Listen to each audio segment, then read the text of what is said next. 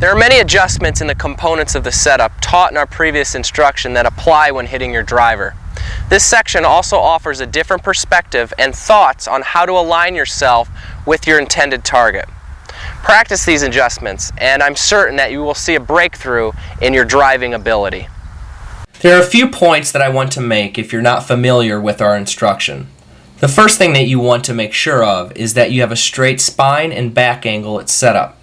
Notice my straight back and spine angle. You can see me laying the club out on my back to ensure that my back is straight. This is so important. When many players address the ball, they're hunched over, or making it very unnatural to come through the impact zone square. The points that I'm going to address are essential to successfully completing this swing and getting off the tee.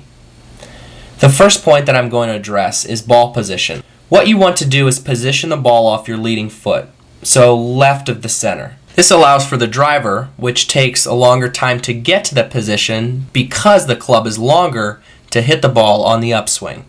Your feet should be about shoulder width apart. Make sure that you don't make your stance too narrow because this will cause you to have problems generating distance and, more importantly, consistency off the tee. Also keep in mind that your stance shouldn't be too wide because this will cause difficulties in shifting your weight through the impact zone and give you an extremely unnatural setup. The second adjustment that we teach is that you should point your feet out at setup. By pointing your feet out, you'll be able to get a stronger coil and in turn more distance and power through the impact zone. Next, make sure that your weight is on the balls of your feet. Some golfers subconsciously put their weight on their heels, while some others on their toes, making the move to the downswing and follow through very difficult. Also, your weight should be distributed 50-50 on your leading and trailing foot. The biggest adjustment that you'll make, and something that is completely different than your iron swing, is your hand position at setup. When you're hitting your irons, your hands are hanging lower, allowing for maximum consistency through the impact zone. However, with your driver, if your hands and arms are hanging low, it'll make getting through the impact zone naturally very difficult. Here's the solution. Here you can see me standing up straighter on the ball and then reaching out for the golf ball. So you're taking your hands and arms farther away from your waist than you do with your irons. This will make up for the driver's increased length and allow for you to get through the ball in a natural way, because the biggest thing that can hurt you off the tee is if you hang your arms as low as you do with your irons. Implementing this adjustment into your game will have you seeing results in your consistency. Now I'll address alignment.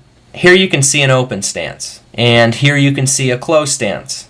If you decide to open or close your stance, be aware of two important points. First, if you choose to open your stance, you must be aware that this move will likely generate a fade on the golf ball. And second, if you decide to close your stance, this will cause a draw.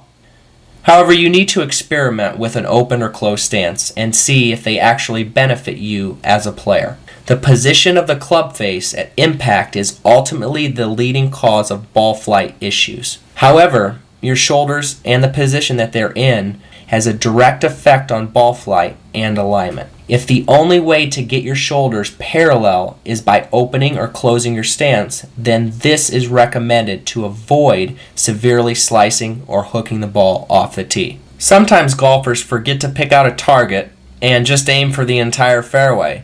In this picture, you can see me set up to the ball. Notice the arrow in the fairway and the arrow a few feet in front of me. Both of these targets are acceptable for alignment purposes. The point here is that you pick out an object that is 2 or 200 yards in front of you instead of aiming for the entire fairway. So to recap this important section, the following are the main adjustments in the setup. 1. Standing up straight at address and reaching out more for the golf ball. This is essential. 2. Your feet pointed out gives you more power and distance generation off the tee. 3. Make sure that your weight is on the balls of your feet, equally distributed 50-50. 4. Make sure that your hands are in a different position than with your iron swing. 5. You can choose to set up with a closed stance to generate a draw and some added distance, but ultimately use these adjustments to ensure that your shoulders are parallel with your target. And finally, always pick out an object in front of you and aim for that as your target instead of aiming for the entire fairway. Be aware that if you're hitting the ball to the left or to the right, the problem may be fixed by opening or closing your stance. Many problems in golf can be fixed by looking at the simple swing components. Instead, our natural tendency is to look for faults in our swing.